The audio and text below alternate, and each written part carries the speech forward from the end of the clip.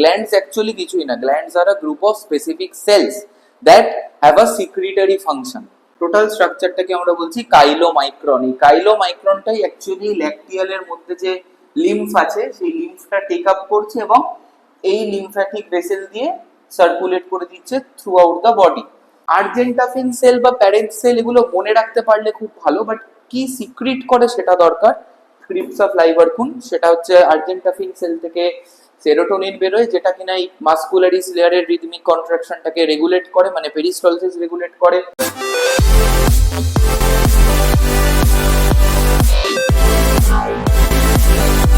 Welcome back to B2S academy. আমরা আগের দিন ডাইজেস্টিভ সিস্টেমের প্রিলিমিনারি একটা আইডিয়া পেয়েছি, আমরা পার্টস গুলো দেখেছি, কার কি ফাংশনস একটা ওভারভিউ পেয়েছি। আজকে আমরা যেটা করব সেটা হচ্ছে আমরা এলিমেন্টারি ক্যানালের যে হিস্টোলজিক্যাল যে স্ট্রাকচারটা আছে সেটা দেখব। আর আমরা কি দেখব, বিভিন্ন ডাইজেস্টিভ গ্ল্যান্ড এবং তাদের সিক্রিশনস গুলো এবং তাদের ফাংশনস গুলো নিয়ে আমরা একটু আলোচনা করব। দেখো, এই যে এলিমেন্টারি ক্যানাল যেটা আমাদের মুখ থেকে শুরু হচ্ছে এবং এটা এন্ডস ইন দ্য রেকটাম, এর যদি তুমি একটা লংগিটিউডিনাল সেকশন করো তাহলে আগের দিন যেরকম ছবি দেখিয়েছিলাম যে মুখ থেকে আস্তে আস্তে ইসোফেগাস, সেখান থেকে স্টমাক, সেখান থেকে ডুওডেনাম, ইলিয়াম, জেজুনাম, সিকাম হয়ে লার্জ ইন্টেস্টাইন হয়ে রেকটাম হয়ে বেরিয়ে যাচ্ছে। কিন্তু তুমি যদি একটা ট্রান্সভার্স সেকশন করো বা প্রস্থচ্ছেদ করো তাহলে তুমি দেখবে যে একটা এলিমেন্টারি ক্যানালটা আমাদের মুখ থেকে যেটা একদম রেকটাম অব্দি যাচ্ছে সেটা অনেকগুলো লেয়ার দিয়ে তৈরি। কি কি লেয়ার? দেখো, একদম ভেতরে যে জায়গাটা আছে, this region, this is the lumen বা ক্যাভিটি। এখান দিয়েই আমাদের সমস্ত খাবার, সমস্ত কিছু, যা কিছু আমরা সোয়ালো করি, যা কিছু আমরা ইনজেস্ট করি, সবকিছু এই লুমেন দিয়ে পাস করে। ঠিক আছে? লুমেনের বাইরে দেখো একটা রাফ ইররেগুলার একটা মার্জিন আছে, তাই না? এই যে রাফ ইররেগুলার একটা মার্জিন আছে। এই রাফ ইররেগুলার মার্জিন যে লেয়ারটাতে আছে, মানে এই লেয়ারটাকে আমরা বলছি মিউকোসা লেয়ার।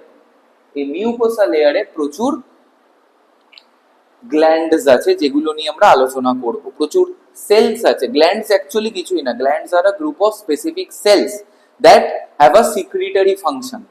ঠিক আছে? They are a specialized type of tissue, like glandular epithelium তোমরা পড়ে এসছো।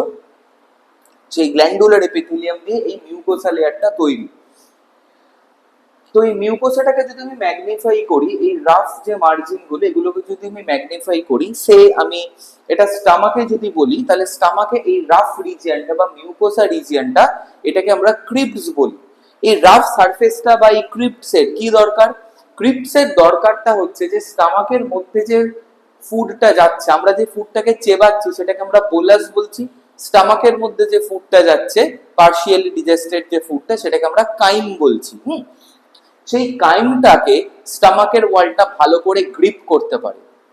রাফ সারফেস ক্রিয়েট করছে কেন? ফ্রিকশন বাড়ানোর জন্য। তাহলে যাতে ভালো করে গ্রিপ করতে পারে কাইমটাকে।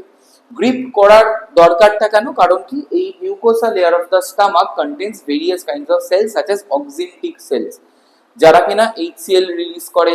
আরো অনেক এনজাইমস আছে যেগুলো আমরা লেটার পার্টে ডিসকাস করব। তো ভালো করে গ্রিপ করলে কি হবে, ওই গ্যাস্ট্রিক জুস, গ্যাস্ট্রিক এনজাইমস এগুলো ভালো করে ইন্টারমিক্সিং করা যাবে। আর কি, চার্নিং অফ দ্য স্টমাকের ফলে ফুডটা আরো ছোট ছোট টুকরোতে ভেঙে যেতে পারবে, thanks to this crypts of the mucosa layer. If you come back to the small intestine, এই যে উঁচু নিচু যে জায়গাগুলো আছে, যে রাফ মার্জিন আছে, এটাকে আমি যদি এরকম ভাবে ম্যাগনিফাই করে দেখাই তাহলে কি দেখতে পাবো? এইরকম একটা স্ট্রাকচার দেখতে পাবো। You all are familiar with this structure. We have discussed this in the previous class. এইগুলোকে কি বলে? ইন্টেস্টিনাল ভিলি বলে বা শুধু ভিলি বলে। ঠিক আছে? এই ভিলির এখানে এই যে জিনিসটা আছে, এখানে দেখছো এই যে জিনিসটা আছে, these are the lymphatic vessels known as the lacteals, যারা কি করে, যারা কিনা ওই যে ফ্যাট গুলো যখন ভেঙে ফ্যাটি অ্যাসিডস এন্ড গ্লিসারল হয়ে যায় সেগুলোকে অ্যাবজর্ব করে নাও। কি করে অ্যাবজর্ব করে? দেখো, এই যে গ্লিসারল বা এই যে ফ্যাটি অ্যাসিড, এটা লার্জ মলিকিউলস। ঠিক আছে? এরা অত্যন্ত লার্জ মলিকিউল। এরা থ্রু অ্যাক্টিভ ট্রান্সপোর্ট।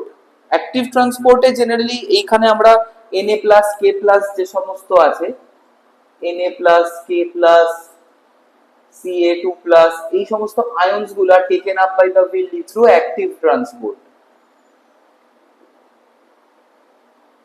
ঠিক আছে, আর জেনারেলি থ্রু অসমোসিস ডিফিউশনে ওয়াটার যায়। ঠিক আছে, H2 is taken up by diffusion। আর এই যে ফ্যাটি অ্যাসিডস এন্ড গ্লিসেরল এরা কিভাবে টেক আপ হয়? এই fatty acids and glycerol taken up by osmosis.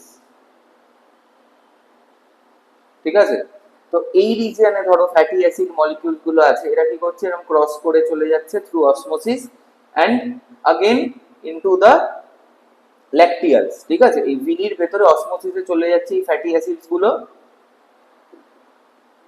R they R taken up by the lacteals. ঠিক আছে, ল্যাকটিয়ালস কিভাবে টেক আপ করছে না, এই ভিলির ভেতরে এই ফ্যাটি অ্যাসিড গুলো যাওয়ার পরে ভিলির এই যে ভেতরের অংশটা, ভিলির যে লুমেনটা আছে এই ভেতরের অংশটা কি করছে, এই ফ্যাটি অ্যাসিড গুলোকে মাইসিলে কনভার্ট করে দিচ্ছে। কিসে কনভার্ট করছে, কোথায় লিখবো, এই যে মাইসিলে কনভার্ট করে দিচ্ছে। মাইসিলে কনভার্ট করার পরে কি হচ্ছে, এই যে মেমব্রেন অফ দ্য ল্যাকটিয়ালস আছে, এই যে মেমব্রেন অফ দ্য ল্যাকটিয়ালস আছে, এই ল্যাকটিয়ালের মেমব্রেনটা কি করছে, এই যে একটা মাইসিল আমি এম দিয়ে লিখলাম, এর উপরে এরকম প্রচুর প্রোটিনের কোট করে দিচ্ছে, পি দিয়ে ডিনোট করছি যেটা। ঠিক আছে, মেমব্রেন অফ দ্য ল্যাকটিয়াল। তো এই যে প্রোটিনে একটা লেয়ার, প্রোটিনের একটা লেয়ার এই মাইসিলের উপরে দিয়ে দিল, ফ্যাটি অ্যাসিড মাইসিলের উপরে দিয়ে দিল, এই টোটাল স্ট্রাকচারটাকে আমরা বলছি কাইলোমাইক্রন। টোটাল স্ট্রাকচারটাকে আমরা বলছি কাইলোমাইক্রন। এই কাইলোমাইক্রনটাই অ্যাকচুয়ালি ল্যাকটিয়ালের মধ্যে যে লিম্ফ আছে সেই লিম্ফটা টেক আপ করছে এবং এই লিম্ফ্যাটিক ভেসেল দিয়ে সার্কুলেট করে দিচ্ছে থ্রু আউট দ্য বডি। ঠিক আছে, আর এই যে জায়গাটা ভিলির, এই জায়গাটাকে আমরা বলতে পারি, ভিলির এই জায়গাটাকে আমরা বলতে পারি ক্রিপ্টস অফ লাইবারকুন। ক্রিপ্টস অফ লাইবারকুন, লাইবারকুন সায়েন্টিস্টের নাম, আর এই জায়গাটাকে বলি ক্রিপ্টস। এই জায়গাটা এই লাইবারকুন আবিষ্কার করেছিলেন বলে এই জায়গাটার নাম হচ্ছে ক্রিপ্টস অফ লাইবারকুন। ঠিক আছে, এখানে এই ক্রিপ্টস অফ লাইবারকুনে অনেক রকমের সেল আছে, আর্জেন্টাফিন সেল আছে। ঠিক আছে, আর্জেন্টাফিন সেল আছে, আর্জেন্টাফিন সেলস, যারা কিনা আমাদের কি রিলিজ করে, সেরোটোনিন রিলিজ করে। ঠিক আছে, কি রিলিজ করে না, সেরোটোনিন রিলিজ করে। আর্জেন্টাফিন সেল অফ দা ক্রিপ্টস অফ লাইবারকুন কি করে, সেরোটোনিন রিলিজ করে। এই সেরোটোনিনটা কি করে, আমাদের অ্যালিমেন্টারি ক্যানালের পেরিস্টলসিসটা বা রিদমিক কন্ট্রাকশনটাকে বাড়িয়ে দেয়, কমিয়ে দেয়, রেগুলেট করে এক কথায় বলতে গেলে।